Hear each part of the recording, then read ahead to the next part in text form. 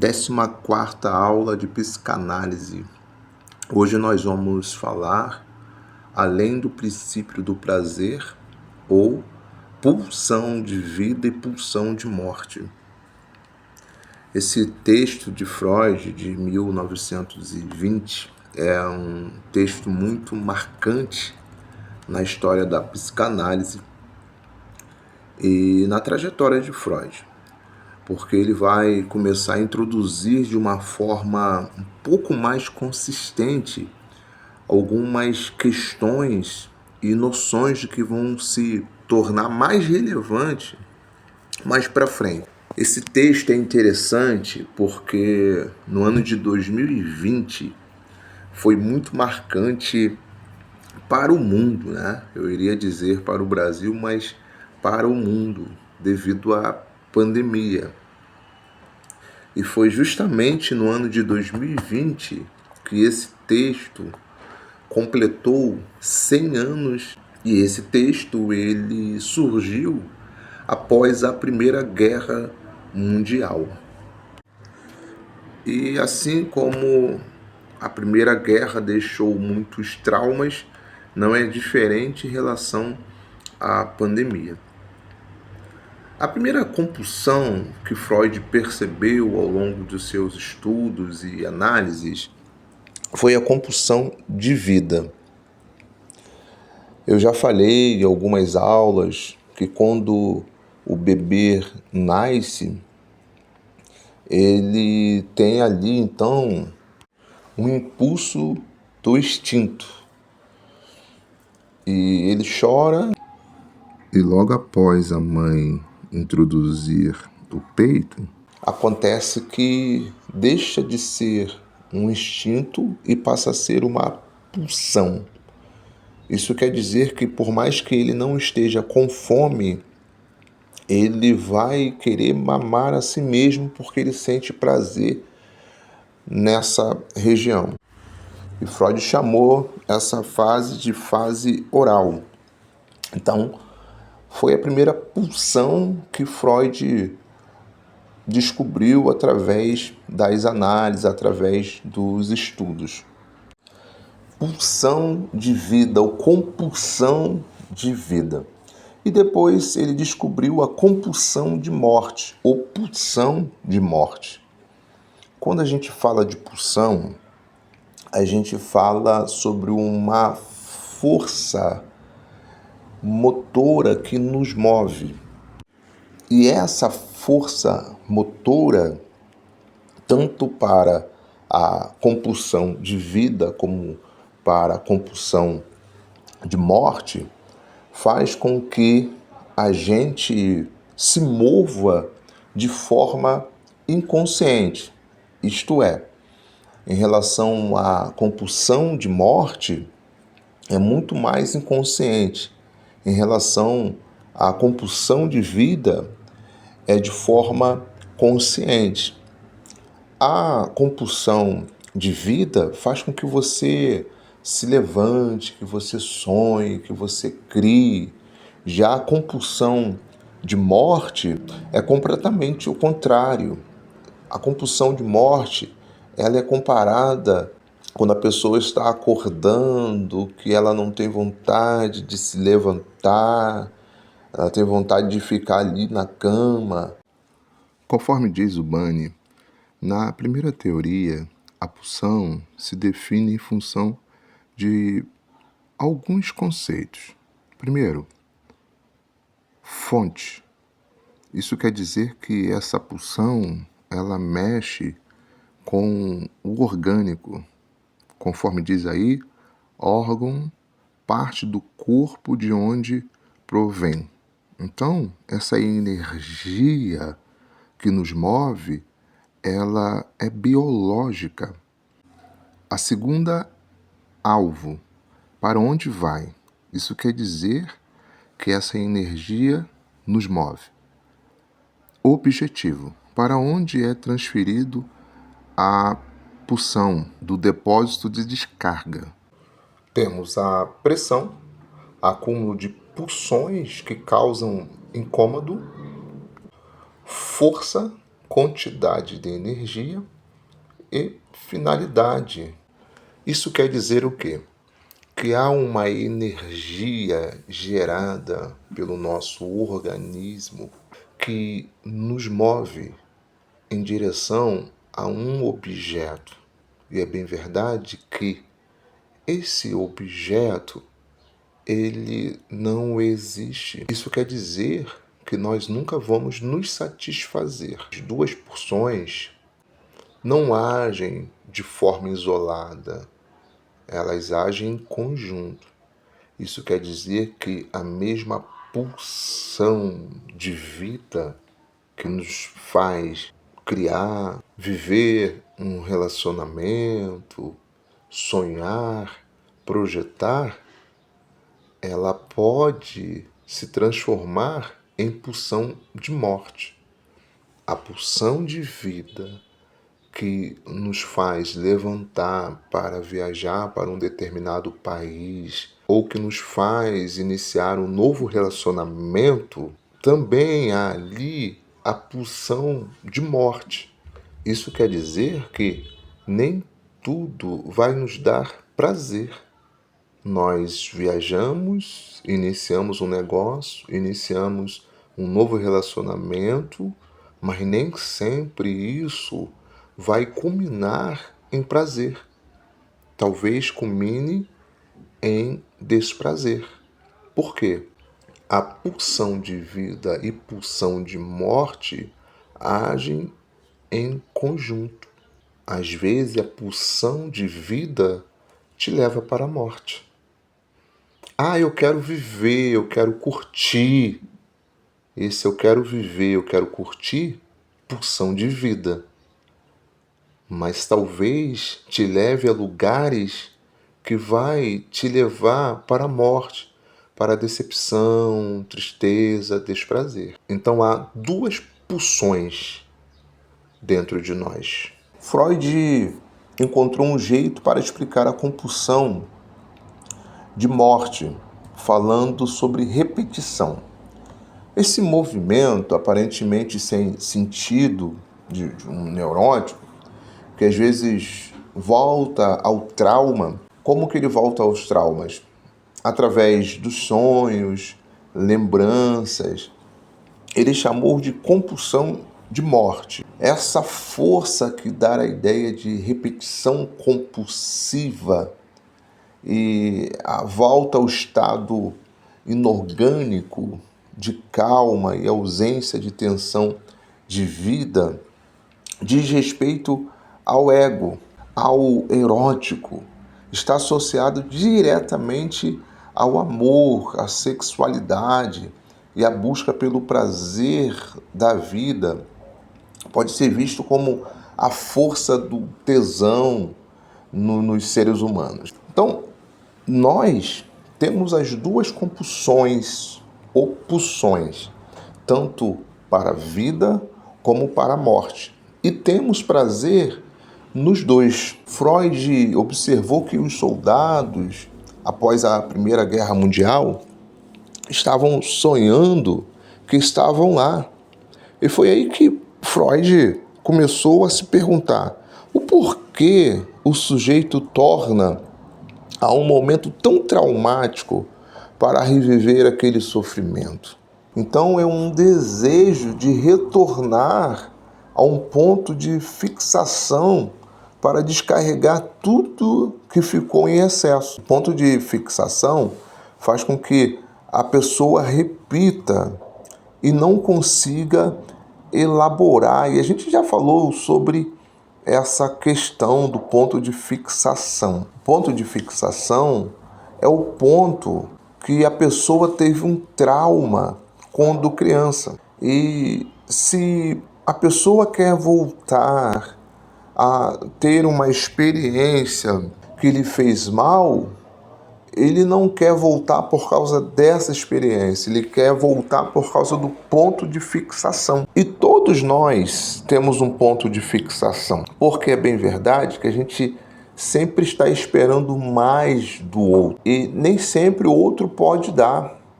ou quase sempre o outro não pode dar o que realmente nós precisamos. Nós sempre usamos aqui o exemplo da criança que deseja ser amamentada, porém a mãe precisa sair para trabalhar e resolver suas coisas. Isso acaba criando um ponto de fixação. Ou seja, todos os traumas que o adulto tem quando criança acaba se tornando um ponto de fixação. É o desejo de ser amado por aquele que o abandonou ou o fez sofrer. Então, se a pessoa teve pais ruins, automaticamente a pessoa vai querer voltar a esse ponto de fixação. Os relacionamentos dela no presente vão ser escolhidos de acordo com o comportamento dos seus pais. E ela vai lutar por esse relacionamento, quer seja uma amizade ou um relacionamento conjugal, ela vai lutar para que este possa lhe aceitar. Então, conscientemente, ela não vai aceitar, de repente, a ignorância do seu parceiro, do seu amigo, mas inconscientemente ela está gozando dessa situação. Por quê? Por causa do ponto de fixação. Então, por isso que nós acabamos repetindo, por isso que nós acabamos tendo a compulsão de morte. A compulsão de morte nos leva a repetir a experiência desagradável que nós tivemos ao longo de nossas vidas. O conceito de pulsão de morte foi justamente produzido por Freud como uma tentativa de explicar o fenômeno de algumas pessoas de repetir padrões de comportamentos doentios, de comportamento autodestrutivo. Sabe aqueles comportamentos que as pessoas têm, que quem está de fora está percebendo que não vai dar certo, que a pessoa vai sofrer? Há pouco tempo me deparei com um caso, não no ambiente terapêutico, mas questões da vida de um casal que só vivia brigando. E aí a gente falava o seguinte: esse homem vai acabar matando essa mulher. Eles brigavam, se separavam e voltavam. E eles estavam nessa repetição. A mãe do rapaz foi morta pelo próprio pai, através de uma briga conjugal. Ela caiu, bateu com a cabeça e morreu. E ele falava o seguinte: olha, eu não quero fazer a mesma coisa que o meu pai fez. Eu não quero matar a minha esposa. Por sua vez, a esposa não conseguia se separar dele. Eles têm 5 filhos. A esposa ia embora e retornava. Parece que a esposa estava voltando a um ponto de fixação. Parece que os pais dela foram pais ruins, pais que batiam nela. Então, aquela situação ali, no mesmo tempo que não era normal para o consciente dela, mas para o inconsciente, para o id, era muito normal.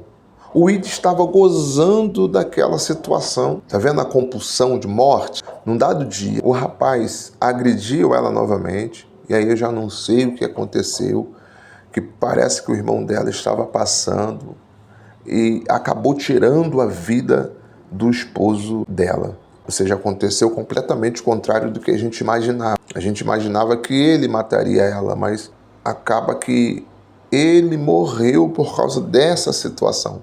Então, compulsão de morte. Todos que estavam de fora estavam vendo essa repetição. Eles se separavam e voltavam, se separavam e voltavam. Compulsão de morte. Então, segundo Freud, existe em nós uma tendência natural a buscar a nossa própria destruição, uma tendência natural a buscar a nossa desintegração. E essa tendência, no final das contas, é o que explica na base o fenômeno da repetição. Ou seja, a gente repete. Lembra que nas análises, o desafio do analista é fazer com que o paciente pare de repetir um determinado padrão destrutivo e comece a elaborar. Essas repetições é como se desejássemos voltar para o útero de nossas mães. E tudo que nos leva a isso, nós desejamos, nós buscamos. Ou seja, parece que nós temos o desejo de nunca ter nascido. Eu lembro, por exemplo, de um profeta que falou justamente isso, o profeta Jeremias. Ele amaldiçoou o dia que ele nasceu. Por quê? Porque é bem verdade que a vida não é fácil, nem sempre a vida é justa. Foi Freud mesmo que falou que nós somos feitos de carne, mas temos que viver como se fôssemos de ferro. Existem muitas coisas boas na vida, sem sombra de dúvida. É a pulsão de vida que nos faz viver, que nos mantém vivo, que nos faz sonhar, que nos faz amar, mas a pulsão de morte tem razão para estar dentro de nós, porque de fato a vida não é fácil. Esse texto, além do prazer, é o início da reformulação daquilo que vai ser a nova tópica ou estrutura, como Freud às vezes vai se referir, do aparelho mental, do aparelho psíquico. Em 1923, vai gerar o texto do ego e do id. Nós já falamos bastante sobre o ego e sobre o id. O id é todo o desejo. Freud estava em suas elaborações, que sempre foi constante, ele não parava de estudar. Ele vai revendo e ampliando a teoria, mas ele está de frente com alguns fatos clínicos, inclusive que ele precisava conseguir colocar isso de forma bem conceituada. E ele começa, de certa forma, nesse período, a fazer essa elaboração. Então, é um texto marcante, pois ele demarca uma passagem na teoria psicanalítica de antes de 1920 e depois de 1920. Então, houve uma passagem. Então, a gente tem aí um antes e depois. No final do vídeo, vocês vão entender um pouco mais o porquê isso aconteceu e o que significa essa passagem. Freud, ele começa o texto se preocupando em mostrar como que então a teoria estava colocada. Ele parte de como a gente já conhece, da ideia que o aparelho psíquico está dividido entre inconsciente, pré-consciente e consciente. Funciona sobre os dois princípios, o princípio do prazer e o princípio da morte, ou o princípio da realidade. A divisão que Freud faz em relação a isso é colocar o princípio do prazer como algo fundamental no sistema inconsciente e o princípio da morte ao sistema pré-consciente. Consciente é o que entra em contato com a realidade exterior e que faz com que, então, os impulsos pulsionais precisem encontrar uma forma de se realizar ou de se satisfazer ou não encontrar também, pois esses são recalcados. Então a gente tem o consciente, a gente conhece bem essa linguagem, a gente tem o consciente que entra em contato com a realidade externa, e esse consciente, ele tem o impulso do inconsciente. Esse consciente, ele busca uma forma de satisfazer o inconsciente ou não encontrar, tendo em vista que esses impulsos, esses desejos, eles foram recalcados. E a gente sabe que o ego, ele se sente ameaçado todas as vezes que esses desejos vêm à tona, porque esses desejos causou sofrimento no sujeito. Freud usa uma analogia citando que o amor é como se fosse uma fome que nós sentimos, no sentido que a fome significa essa tensão interna, como uma necessidade fisiológica que faz com que o organismo se comporte ou haja no mundo para se satisfazer. O amor para Freud é o desejo sexual no sentido amplo, não só sexual, erótico, de relação sexual, de desejo pelo corpo sexualizado, não. O amor no sentido das relações de forma geral. Então o amor seria também o desejo sexual. Então nós temos impulsos sexuais. O nosso id, ele quer se satisfazer sexualmente.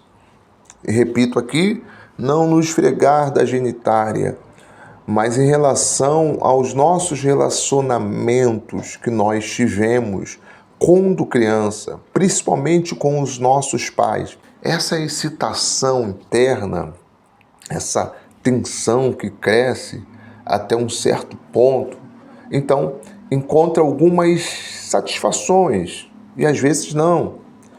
Mas quando encontra essa satisfação, essa pulsão, ela é aliviada até um determinado ponto. Também diferente da necessidade ou do desejo fisiológico, que elimina-se até o zero. A necessidade e desejo fisiológico elimina-se até o zero. Para recomeçar, a pulsão não chega a zerar, porque ela não encontra o objeto de satisfação. Lembrando que o objeto de satisfação pode ser qualquer coisa. Então a pulsão não consegue gerar. Isso quer dizer que o sujeito, ele nunca vai se satisfazer por completo. Por quê? O objeto de satisfação da pulsão não existe, pois pode ser qualquer coisa. Um dia que o sujeito adquire algo que ele tenha desejado muito, ele vai passar a desejar outra coisa. A pulsão, ela é insaciável. A gente sempre fala de pulsão aqui, a gente sempre usa o animal como exemplo para falar de pulsão e instinto.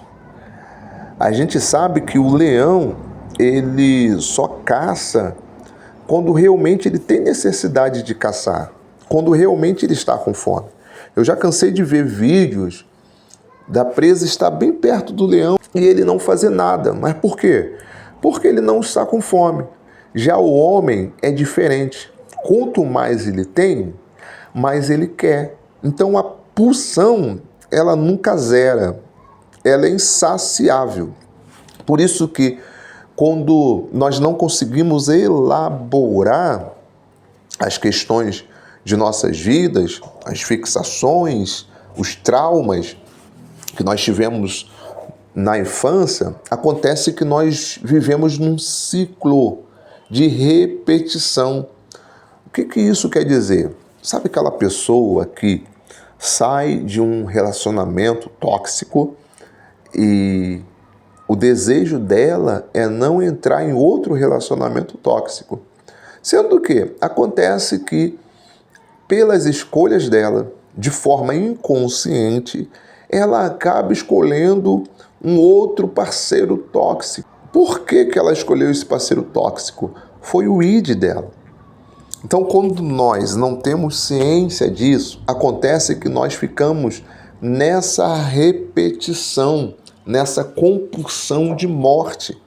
Por isso que o autoconhecimento, ele é muito importante. As análises são muito importantes, justamente para que nós não possamos ser guiados pelo desconhecido. Quando nós nos conhecemos, nós passamos a reger as nossas vidas. Eu sei que isso é muito difícil, mas pelo menos quebrar essa pulsão de morte, pelo menos quebrar esse ciclo que nos leva para a destruição, para o sofrimento, para a decepção. Então o sujeito faz esse movimento de repetição com a intenção de satisfazer o desejo do id, de se satisfazer com um objeto de satisfação que não existe com a finalidade de diminuir essa pulsão para que ele não possa ter problemas de ansiedade, de depressão, etc, etc.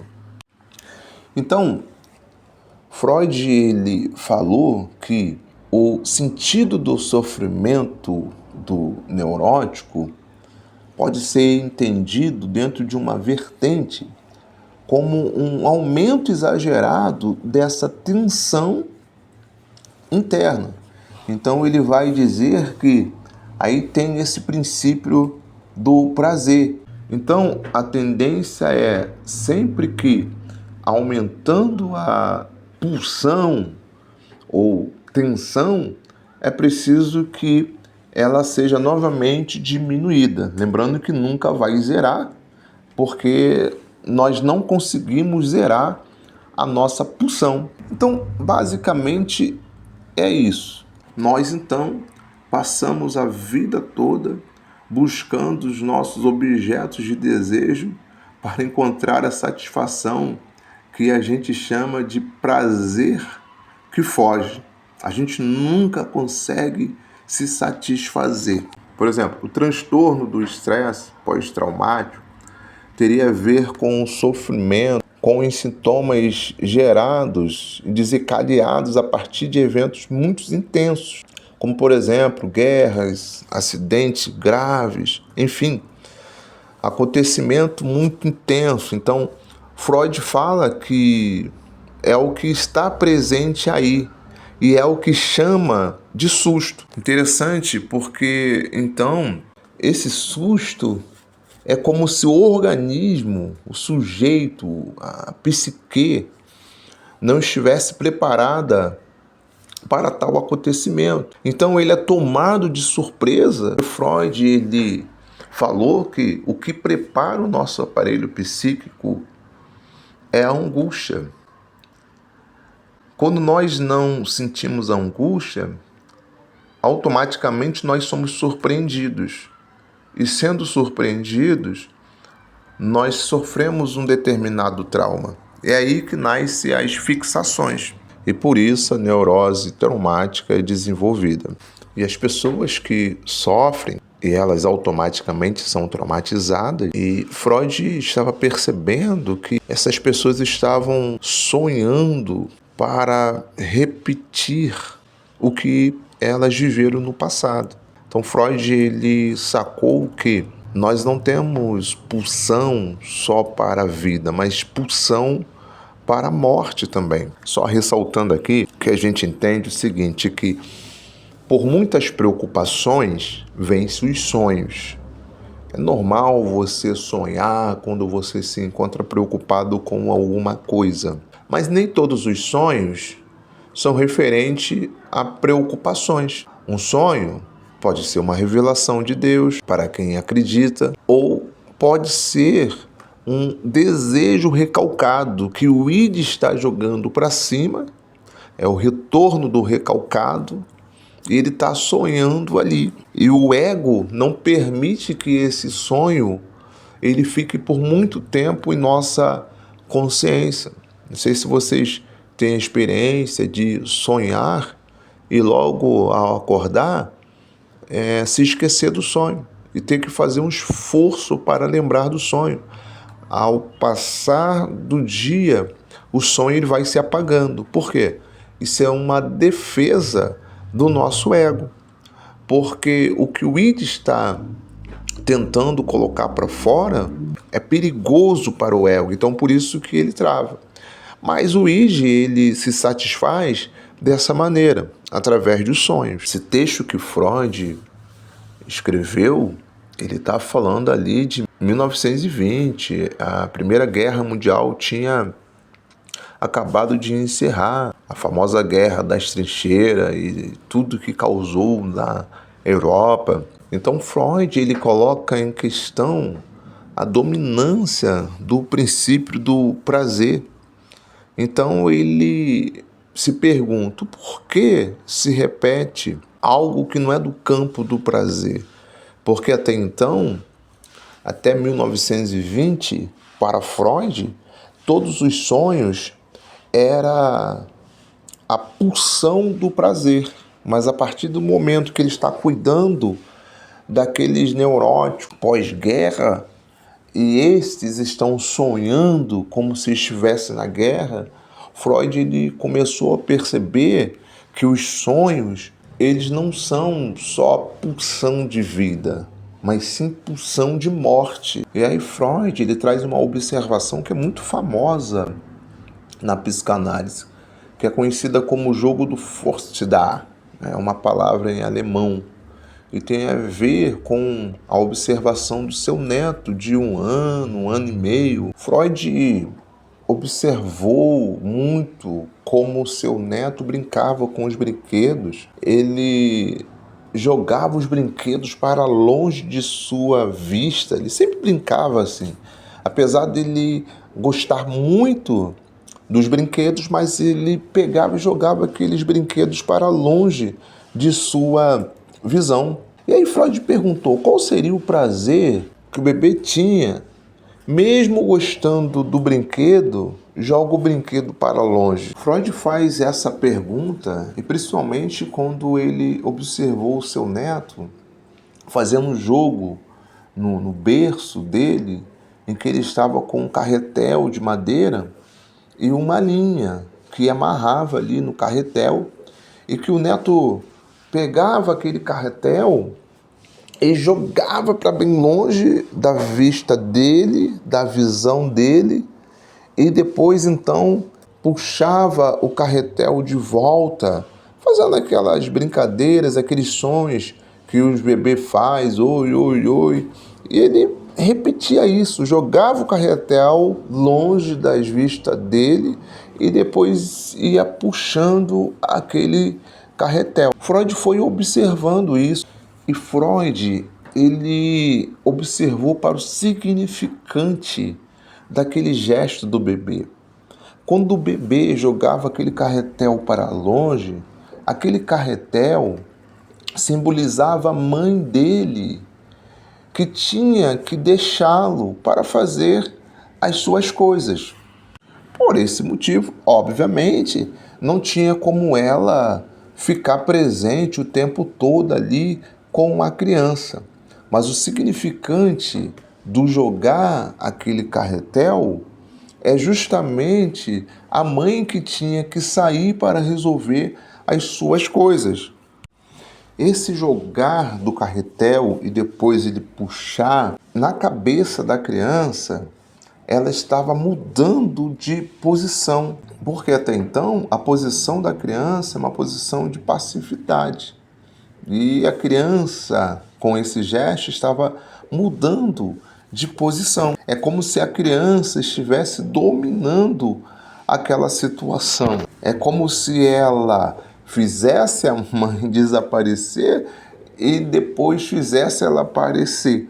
Ou seja, aquele carretel teria esse caráter de substituição, de dominação. O que marca aí, nessa questão, é a própria repetição que acontece em nossas vidas. E também, durante o processo de análise, o psicanalista ele precisa ficar atento a essas repetições, a essas pulsões de vida e principalmente as pulsões de morte. A pessoa, ela tende a repetir aquilo que ela não se lembra, o que está esquecido, o que não é elaborado. A partir do momento que a gente não consegue trazer para a consciência aquilo que nós esquecemos, automaticamente nós seremos gerenciados por isso.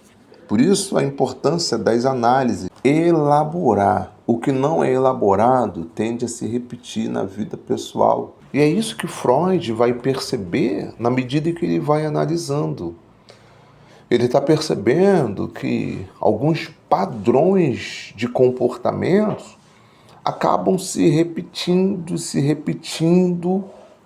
e ele percebeu que essa repetição ela vem justamente por causa das fixações quando criança. E o maior desafio do terapeuta é fazer com que o paciente consiga elaborar aquilo que ele não lembra, elaborar o desconhecido, justamente para que a pulsão de morte não possa gerenciar a vida dele. Quando criança, nós criamos expectativa nos nossos progenitores, nos nossos pais ou daqueles que nos criou. E acontece que essas expectativas, elas não são atendidas, porque realmente não tem como ser atendida com toda a sua plenitude. Por quê?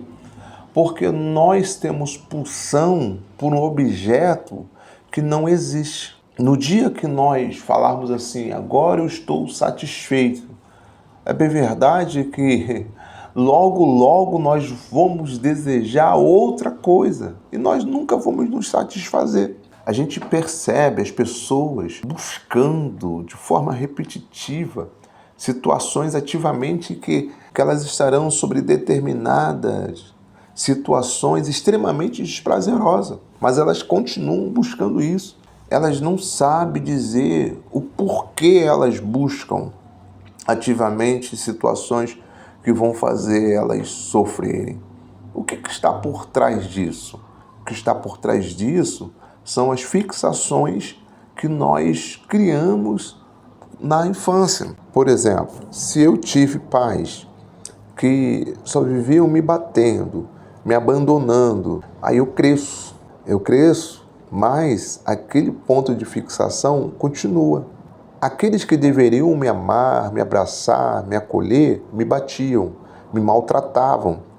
Aí acontece que, depois na fase adulta, eu vou procurar relacionamentos que também eu seja maltratado, que eu também seja abandonado. Por quê? Aqueles que deveriam me amar me falaram o seguinte: olha, o amor é isso. Imagina você sendo maltratado pelo amor. Automaticamente você vai entender que o amor, ele sempre vai te maltratar, porque foi assim que você aprendeu.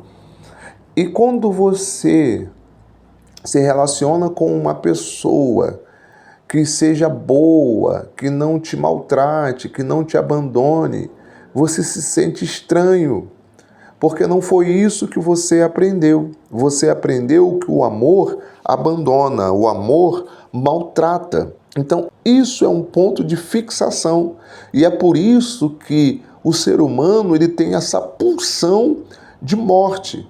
Ele procura pessoas que têm o mesmo padrão das pessoas que cuidaram dele no passado. Então, se ele teve uma boa infância, automaticamente ele vai ter boas amizades, um bom relacionamento conjugal. Agora, se ele não teve uma infância tranquila, automaticamente ele não vai ter amizades tranquilas, um relacionamento conjugal tranquilo, porque ele está acostumado com guerra, ele está acostumado com afronta, com desprezo, com maltratos. Então, por isso que o psicanalista, ele deve ajudar o paciente a elaborar essa situação e transformar essa pulsão de morte em pulsão de vida. Elaborar quer dizer fazer algo sublime. A gente chama também de sublimar. O que é sublimar?